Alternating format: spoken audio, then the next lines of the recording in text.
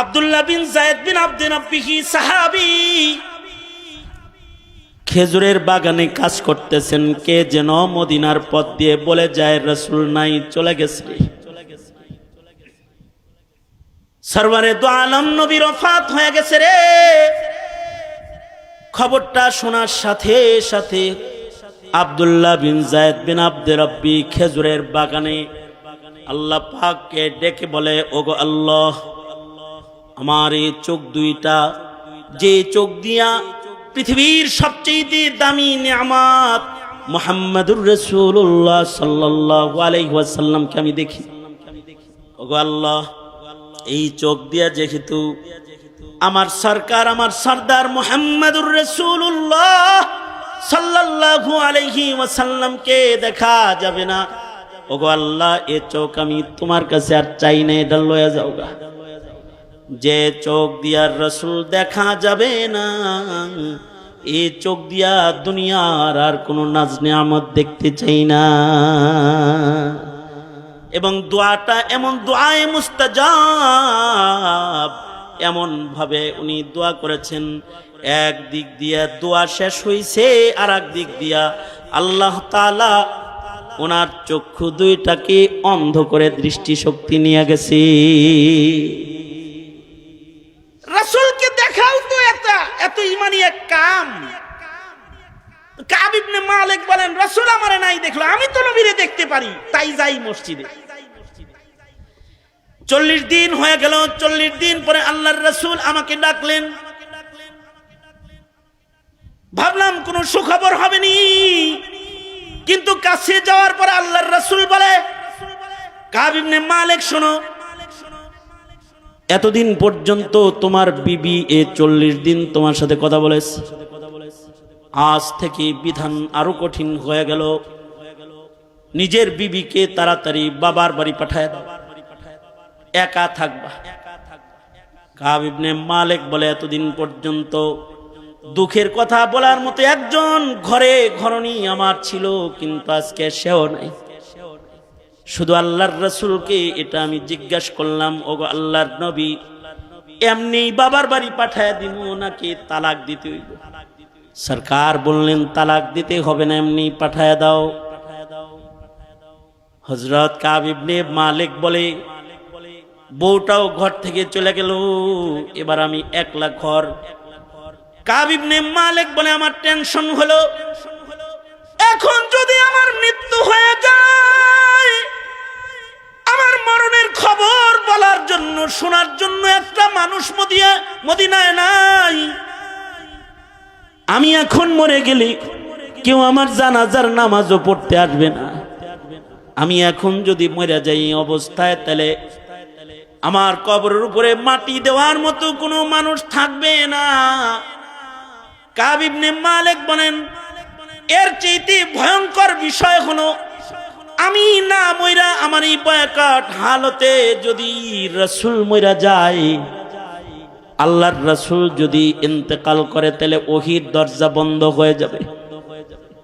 রাসূল যদি আমার এই বয়াকাট হালতে ইন্তেকাল করে, আল্লাহর কাছ থেকে আল্লাহ কি আমারে মাফ করলো কি করলো না, এই খবরটা আসমান থেকে আসার দরজা বন্ধ হয়ে যাবে।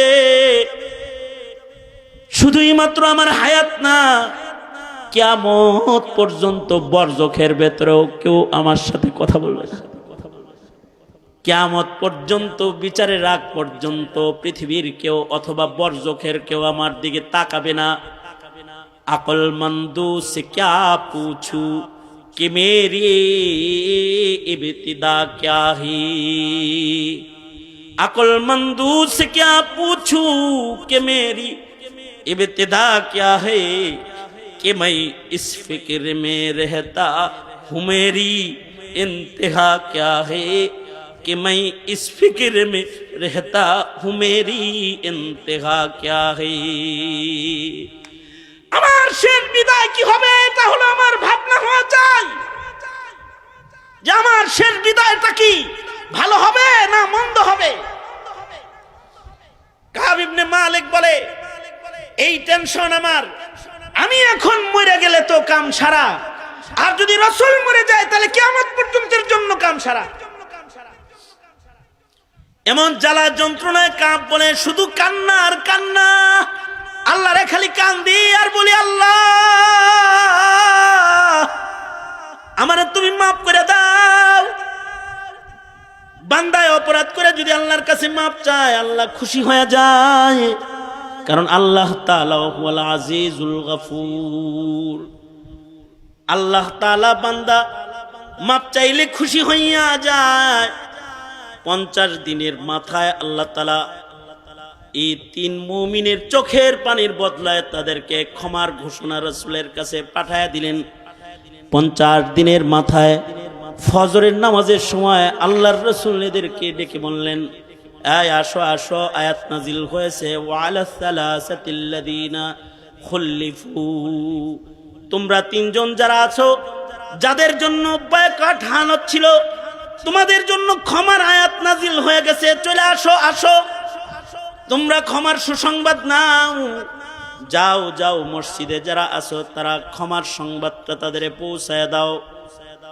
সাহাবী বলে, আমি দৌড় দিলাম, কাব ইবনে মালিকের ঘরে দৌড়ায় গেলাম তাকে খবর দেওয়ার জন্য, কাব রে, আল্লাহ তাআলা তোদের মাফ করে দিছে। সাহাবী বলে, খবরটা নিয়ে যাওয়ার সাথে সাথে কাব ইবনে মালিকের গায়ের জামা খুইলা আমার গায়ে ও পড়ায় দিছে। এ সুসংবাদ লইছ, এই যে নাও তুমি হাদিয়া দিলাম তোমাকে, কারণ আমার আজকের দিনের চাইতে বড় সুসংবাদ আমার আর নাই। ইসলাম যেদিন গ্রহণ করেছিলাম সেদিনের সুসংবাদের চাইতেও আজকের ক্ষমার সুসংবাদটা আমার জন্য সবচেয়ে বড় ঈদের বড় আনন্দের সংবাদ, কারণ আমার আল্লাহ আমারে মাফ করে দিছে। এই সংবাদের চাইতে বড় সংবাদ আমার জন্য আর নাই। জাতি ক্ষমা করবে আগে পিছে, যারা অপরাধী, অপরাধ জগতে যারা রাজ করেছে তাদের বলবো, কাব ইবনে মালিক, হিলাল ইবনে উমাইয়ার মতো অন্ধকার ঘরে চোখের পানি ফেলে রবের ক্ষমা নেওয়ার চেষ্টা করো। মরার আগে রবের ক্ষমা নেওয়ার চেষ্টা করো। রব যদি কারোর অপরাধকে ক্ষমা না করেন, তাহলে তার বিদায় বড় ভয়ঙ্কর, তার কবর বড় ভয়ঙ্কর। এই কারণে এই হায়াতের মূল্যবান সময়, এই সময়গুলোকে শুধু আয়েশ রং তামাশায় না কাটিয়ে ইবাদতের ভেতরে কাটাইবার কিছু ভাবনা, কিছু চেতনা, কিছু অঙ্গীকার আমাদের জীবনে জরুরত আছে না নাই? জোরে বলেন। এই অঙ্গীকারগুলো করায় উম্মতের উলামায়ে কেরাম জাতিকে। সুতরাং আলেমও দরকার আছে, এই অঙ্গীকার করারও দরকার আছে, জাতিকে দোজখের আগুন থেকে বাঁচাইবারও দরকার আছে, ঠিক না ঠিক? তাহলে এই মাদ্রাসার পাশে থাকবেন তো ইনশাআল্লাহ? ইনশাআল্লাহ থাকবেন তো ইনশাআল্লাহ? দুনিয়ার সবচেয়ে দামি জায়গা হলো দামি মসজিদ, যেখানে এই জায়গাটা দুনিয়ার সবচেয়ে দামি জায়গা। দামি জায়গা মক্কাতুল মুকাররমা, জায়গার ভেতরে সবচেয়ে দামি জায়গা মক্কাতুল মুকাররমা। মক্কাতুল মুকাররমাতে পৃথিবীর শ্রেষ্ঠ ইবাদতের ঘর আছে, যেই ঘরটা বানানোই হয়েছে ইবাদতের জন্য। গোটা দুনিয়ার মানব গোষ্ঠীর জন্য ওই ঘর বানানো হয়েছে, ওখানে মসজিদ। আর মক্কাতুল মুকাররমার এই জায়গাটায়, মসজিদে হারামে, বাইতুল্লাহর ছাদের উপরে সেকেন্ডে সেকেন্ডে, মুহূর্তে মুহূর্তে 120টা করে রহমত নাজিল হয়। আল্লাহর রাসূল বলেছেন, এই রহমতগুলো ভাগ করে ইকো বন্ধ করে দে, এই রহমতগুলো ভাগ করে আল্লাহ তাআলা 60টা রহমত যারা এই বাইতুল্লাহকে তওয়াফ করে তাদেরকে দান করে। 60 লিত তাইফিন, 40 লিল মুসাল্লিন, 120 রহমতের 40টা রহমত যারা নামাজ পড়ে কাবার দিকে ফিরে তাদের দান করে। কাবার সামনে করে যারা দাঁড়ায় যায়, সারা দুনিয়াতে যত মানুষ কাবার দিকে ফিরে দাঁড়ায়, এরা সবাই ওই রহমত পায়। আর যারা বাইতুল্লাহ তাকায়া দেখে, কাবা তাকায়া দেখে, যারা 20 লিন নাযিরিন, যারা বাইতুল্লাহ চেয়ে দেখে তাদেরকেও 20টা রহমত দান করা হয়। কাবা ঘর বাইতুল্লাহ, কারণ ওখানে আল্লাহ পাওয়ার লেগে যায়। নিসবতের কারণে বস্তুর মূল্য হয়, অর্থাৎ কোনো জিনিসের দাম যদি বাড়াইতে হয় তাহলে দামি আমল দামি জিনিসের কারণে কম দামি জিনিসের মূল্যও বেড়ে যায়। এরকম মসজিদুল হারামের পরে সবচেয়ে দামি জায়গা হলো মদিনাতুল মুনাওয়ারা। সবচেয়ে দামি মক্কাতুল মুকাররমা কেমন দামি? মক্কাতুল মুকাররমা মসজিদুল হারামে কেউ যদি কোনো ইবাদত করে তো তাকে লক্ষ গুণ সওয়াব আমলনামায় দান করা হয়। অর্থাৎ 1 রাকাত নামাজ পড়লে সওয়াব হইল লক্ষ রাকাত। সুবহানাল্লাহ। আগামীকালকে বললেন কত রাকাত? 1 লক্ষ রাকাতের সওয়াব। কতটুকুন জায়গায় পড়লে 1 লাখ রাকাতের সওয়াব? শুধু মসজিদে হারামে না, না, টোটাল হুদুদে হারামের ভেতরে যত বাড়ি ঘর আছে সব জায়গার নামাজের মূল্য বেশি। কারণ মহিলারা মসজিদে নামাজ পড়লে ফজিলত বেশি না ঘরে নামাজ পড়লে ফজিলত বেশি? অর্থাৎ কোন মহিলা হজ্জে বাইতুল্লাহতে গেছে, হুদুদে হারামের যে কোনো জায়গায় তার থাকার হোটেল বা বাড়ি একেবারে হুদুদের কাছাকাছি বাড়িতে থাকে, শুধু তওয়াফ করতে আসে। পুরুষ যে আছে সে মসজিদুল হারামে বসে বসে যেমন সওয়াব কামাই করে, রাকাতে রাকাতে হুদুদে হারামের ঘরে বসে বসে মহিলা রাকাতে রাকাতে লক্ষ রাকাতের সওয়াব আমল নামায় তার জমা হইতে থাকে। তার আমল নামায় সওয়াব জমা। জায়গাটার এত দাম, মাটিটার এত দাম যে এই জায়গার হুদুদ সীমানা নির্ধারণ করেছেন আল্লাহর রাসূল। এটা হুদুদে হারাম, এটা হুদুদে হারাম। এই দক্ষিণ দিক থেকে এটা হুদুদে হারাম, এর ভেতরে কোনো বেঈমান প্রবেশ করতে পারবে না। যার মুখে কালিমা নাই তার এই জমিনের উপরে পা রাখার অধিকার নেই। এই কারণে হুদুদে হারামের গেটে গেটে সাইনবোর্ড দেওয়া আছে যে সাবধান, কালেমাওয়ালা ছাড়া কেউ কিন্তু এই এরিয়ার ভিতরে ঢুকবে না। এটা মক্কাতুল মুকাররমা, এটা বালাদে আমিন, ওয়াহাদাল বালাদিল আমিন। এটা নিরাপদ নগরী মক্কাতুল মুকাররমা। এটায় কোনো বেঈমান এখানে প্রবেশ করবে না।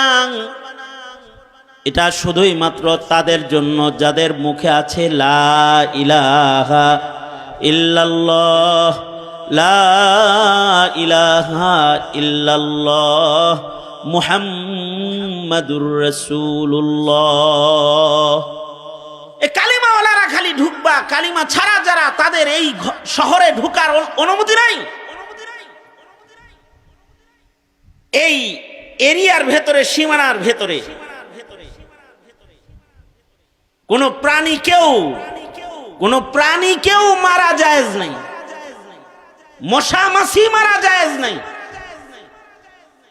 এত মূল্য এই টোটাল হারামের এরিয়াকে আল্লাহ তাআলা দান করেছেন।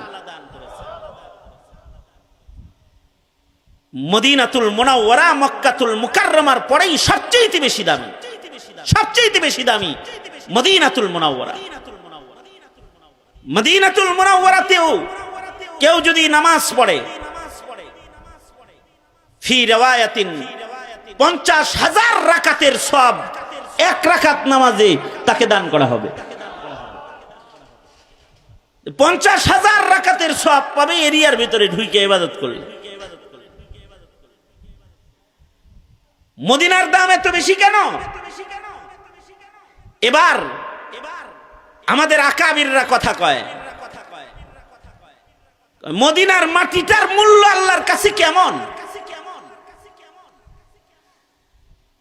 মদিনার মাটি এমন দামি মাটি, মদিনাতুল মুনাওয়ারার মাটির তুলনা দুনিয়ার কোনো মাটির সাথে চলে না।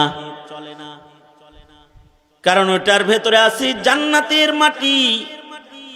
সরকার বলেন মা বাইনা বাইতি ওয়া মিম্বরি রাউযাতুম মিন রিয়াজিল জান্নাহ। আল্লাহর রাসূল বলেছেন, আমার ঘর আর আমার মিম্বরের মাঝের জায়গাটা সরাসরি আল্লাহর জান্নাতের বাগানের টুকরা। এই মাটিটার মূল্য এত বেশি, মহান মালিকের কাছে মদিনার মাটি এত দামি মাটি, আল্লাহ পাকের আরশের চেয়েতে আল্লাহ পাকের কাছে মদিনার মাটি, যেটা রওজায়ে আতহার নবী পাকের জিসমে আতহারের সাথে লেগে আছে, এই মাটির মূল্য আল্লাহর কাছে আল্লাহর আরশের চেয়েতে বেশি দামি। কেন এই মাটির মূল্য আরশের চেয়েতে বেশি? কেন? এইটা বুঝলেই বুঝে আসবে মসজিদের মূল্য কেন, অথবা এই মাহফিল বাজারের ভেতরে একটা মাহফিল হইতেছে, এটার মূল্য কেন। মদিনার মূল্য এত কেন? অথবা আমরা আমাদের উস্তাদদের কাছে প্রশ্ন করেছি, আরশের চেয়েতে মদিনার মাটি দামি কেন? তো আমাদেরকে আমাদের আসাতে যায় কেরাম বুঝাইছেন, আরশ মাখলুক, মাটিও মাখলুক। আরশ মাখলুক, মাটিও মাখলুক। আরশে আল্লাহ পাক সমাসীন, তাই আরশের দাম।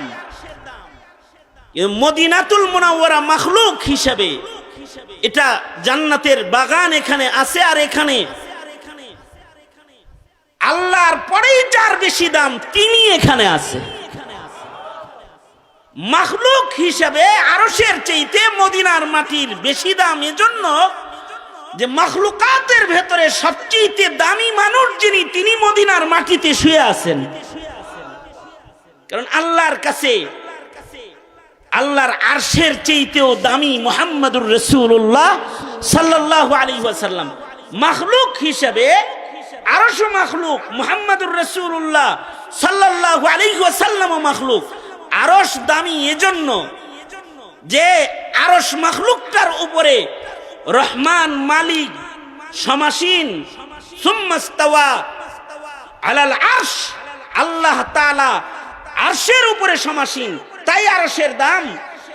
আর মাখলুক যেহেতু এটা মুহাম্মদুর রাসূলুল্লাহ সাল্লাল্লাহু আলাইহি ওয়াসাল্লাম, তো মাখলুক হিসাবে আল্লাহর পরেই নবীজির মর্যাদা। লা ইউমকিনুস সানাউ কামা কানা হাক্কুহু, লা ইউমকিনুস সানাউ কামা কানা হাক্কুহু বাদাজ খুদা বুজুর্গ তু ই কিসসা মুখতাসার, বাদাজ খুদা বুজুর্গ তু ই কিসসা মুখতাসার।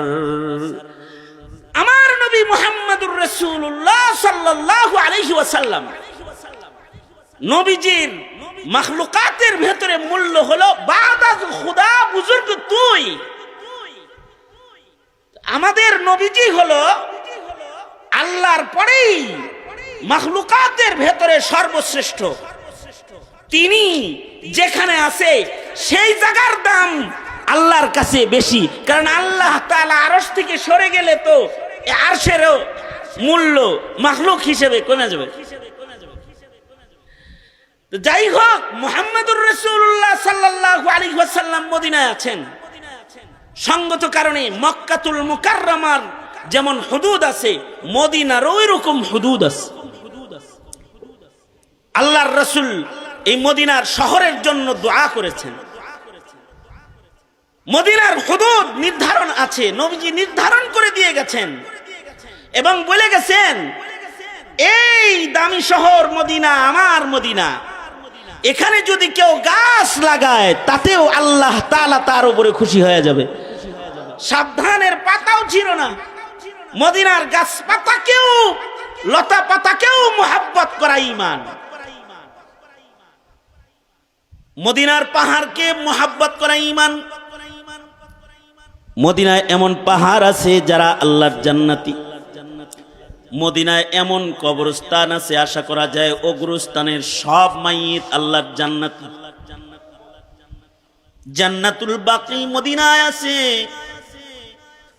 সরওয়ারে দো আলম নবীর রওজা আতহারের পাশে কবরস্থান জান্নাতুল বাকি মদিনাতুল মুনাওয়ারাতে আছে। এই জান্নাতুল বাকির মাইয়িত যারা হবে আশা করা যায় তাদের কবরের আযাব হবে না। মদিনার মাটির ভেতরে আল্লাহ তাআলা কবরের আযাব জ্বালাইবেন না, দোজখের আগুন জ্বালাইবেন না। মক্কাতুল মুকাররমা যেমন বালাদে আমিন, মদিনাতুল মুনাওয়ারাও বালাদে আমিন। এ কারণেই দাজ্জালের মতো শক্তিশালী ফিতনার আগমন যখন হবে, দাজ্জাল সব জায়গায় ঢুকতে পারলেও আল্লাহর রাসূল খবর দিয়েছেন দাজ্জাল এত ক্ষমতা নিয়ে আসার পরেও মদিনায় প্রবেশ করার ক্ষমতা দাজ্জালের হবে না, মদিনায় ঢুকতে পারবে না। দাজ্জালের ক্ষমতাটা কেমন হবে যে এক হাতে পানি আর এক হাতে আগুন নিয়ে আসবে। আশ্চর্য অবস্থা হলো, তার ভয়ে যে পানি গ্রহণ করবে সে দোজখে চলে যাবে, আর যে আগুন গ্রহণ করবে আল্লাহর ভয়ে, দাজ্জাল কি ভয় পায় নাই, আগুনের ভিতরেই ঢুকে পড়ছে, আগুন গ্রহণ করেছে, তো সে এই আগুনটা এটা সে জান্নাতে ঢুকে যাবে, জান্নাতের রহমতের পানির ভিতরে ঢুকে যাবে সে। এই রকম আজব ক্ষমতা দিয়া যে দাজ্জালকে আল্লাহ তাআলা মাটিতে পাঠাইবেন, এই দাজ্জালও মদিনায় প্রবেশ করতে পারবে না। কতটা আমন সালামতের শহর মদিনাতুল মুনাওয়ারা। এত দাম এ মদিনার কেন? এখানে ঘুমিয়ে আছেন, শুয়ে আছেন মুহাম্মদুর রাসূলুল্লাহ সাল্লাল্লাহু আলাইহি ওয়াসাল্লাম। এই কারণে মদিনায় শুয়ার ইবাদত দোয়া করাটাও এটা একটা নবীজির মুহাব্বতের ঈমান। এই কারণেই হযরত ওমর সারা জনম দোয়া করেছেন, আল্লাহুম্মা রযুকনি শাহাদাতান ফি সাবিলিক, আল্লাহুম্মা রযুকনি শাহাদাতান ফি সাবিলিক ওয়াজআল মাউতি ফি বালাদি রাসূলিক। ও আল্লাহ, আপনি আমাকে শহীদি মওত দান করেন এবং আপনি আমার মরণটা মদিনার পাক শহরে দান করেন। ইমাম মালিক রহমাতুল্লাহি আলাইহি মদিনায় ঘুমানোর জন্য জীবনের শেষ ভাগে হজের সফর পর্যন্ত ক্যান্সেল করে বসে আছেন। উনি চান যে মদিনার বালাদে আমিনের ভেতরে ওনার কবরটা যেন হয়ে যায়। এ কারণে জীবনের শেষ ভাগে ইমাম মালিক মদিনার বাইরে যায় নাই। মসজিদগুলো দামি এ কারণেই যে এই মসজিদগুলোর সম্পর্ক বাইতুল্লাহর সাথে আছে। ইব্রাহিম আলাইহিস সালাম কাবা নির্মাণ করে অবশিষ্ট মাটি ছুঁড়ে মেরেছিলেন, যেথায় যেথায় পড়েছে মসজিদ হবে, মাদ্রাসা হবে। মসজিদ এই মাটির সাথে বাইতুল্লাহর তাআল্লুক আছে।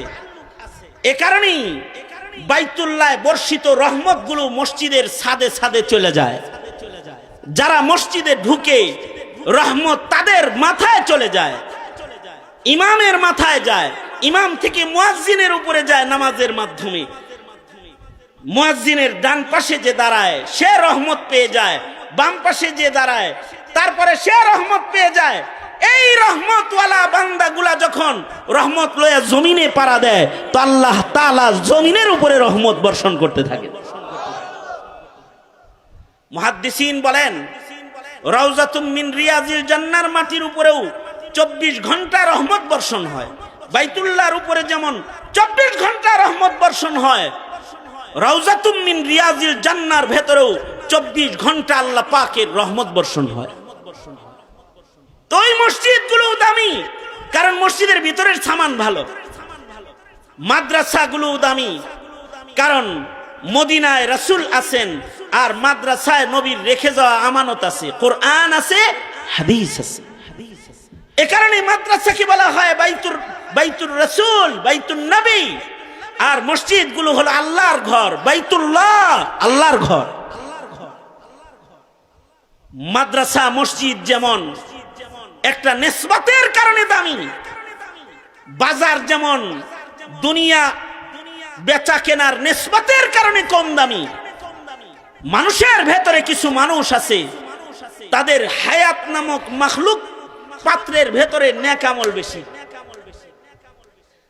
আরশ যেমন মাখলুক, মদিনার মাটি যেমন মাখলুক, মসজিদ যেমন মাখলুক, মাদ্রাসা যেমন মাখলুক, হায়াতও এরকম একটা মাখলুক। খালাকাল মাউতা, মৃত্যু একটা মাখলুক, ওয়াল হায়াতা, হায়াতও একটা মাখলুক। আল্লাযী খালাকাল মাউতা ওয়াল হায়াতা, তার মানে হলো হায়াতও মাখলুক, হায়াত কে বানাইছে? মৌতও মাখলুক, মৌত কে বানাইছে? আল্লাহ বানাইছে। এবং হায়াত নামক এই মাখলুক পাত্রে যার নেক আমল বেশি হবে সে দামি, তার হায়াতও বেশি দামি। মসজিদে যেমন নেক আমলের কারণে মসজিদের দাম, হায়াতের ভেতরে নেক আমল বেশি হলে এই হায়াতওয়ালা মানুষটার দাম। যদি এই মানুষটার জীবনে নেক আমল বেশি হয়, মানুষটার হায়াতটা দামি, এই মানুষটা হায়াতে নেক আমল বেশি কামাই করে হায়াত পাত্রের নেক আমল বেশি রাখছে, তো তাকে আল্লাহর রাসূল বলেছেন চালাকাল কাইয়িসু মান দানা নাফসাহু ওয়া আমিলা লিমা বাদাল মাউত। হায়াতের ভেতরে নেক আমল যার বেশি সে হলো নেককার। নেককারদের জন্য আল্লাহ তাআলা হায়াত থেকে বের হওয়ার মরণ দরজা মাখলুক যেটা পাঠায় দিবে এটা ভালো হবে। আর হায়াত যাদের কম দামি হয়ে যাবে, গুনাহ বেশি হয়ে যাবে, তাদের সামনে মৌত নামক দরজা পাঠায় দেবে যেটা এটা খারাপ হয়ে যাবে। মৃত্যু নামক আখিরাতের জগতে পদার্পণ করার যে দরজাটা আল্লাহ বানাইছেন, এই দরজা দুই রকম বানাইছেন। নেককার হায়াতওয়ালা মানুষদের জন্য মৃত্যুটা একরকম, আর বদকার মানুষদের জন্য মৃত্যুটা আরেক রকম। সঙ্গত কারণে মানুষকে আল্লাহ দিছে হায়াত যে, ও মানুষ তুমি কি নেক আমল বেশি করো নাকি গুনাহ বেশি করো, এটা কিন্তু আমি পরীক্ষা করব। পরীক্ষা কইরা এটা আমি নির্বাচন করব তুমি নেককার না বদকার হায়াতে। যদি নেককার হও মৃত্যু হবে একরকম, আলে ইবরাতু বিল খাওয়াতিম। হ্যাঁ, তবে ওয়াহুয়াল আজিজুল গফুর, আল্লাহ তাআলা আজিজ, আল্লাহ তাআলা গফুর। আল্লাহ তাআলা যারা হায়াত ভুলে ভালে গুনাহ কইরা নষ্ট কইরা ফেলাইছে তাদেরকে চান্স দিয়ে রাখছে। যদি হায়াতের শেষ ভাগেও কেউ বুঝালায় আমি তো হায়াতে 40 বছরে নামাজ পড়ি নাই রে, আমি তো 50 বছরে ইবাদত করি নাই রে, আমি তো কবরে যাওয়ার সময় আমার হয়ে গেল, বার্ধক্যের ছবলে আমি আক্রান্ত, কিন্তু আমি তো সুন্নত দিয়ে নিজের সাজাই নেই, তো এই রকম ভয় আর ভীতি যার ভেতরে আসবে আর মরণের আগে যে তওবা করবে, আল্লাহ পাকের শান হলো আল্লাহ আজিজ, আল্লাহ পাকের শান হলো আল্লাহ পাক গফুর। আল্লাহ তাআলা দয়া কইরা গফুর মালিক, ক্ষমা কইরা এই বান্দার জিন্দেগীর গুনাহ মাফ কইরা মৃত্যুটা তার সুন্দর হিসাবে হাজির। মরার আগে তওবার সুযোগ সকলের হয় না, কৃতকর্ম সবার সুন্দর হয় না, আর তওবার সুযোগ আল্লাহ তাআলা সকলকে দেয় না।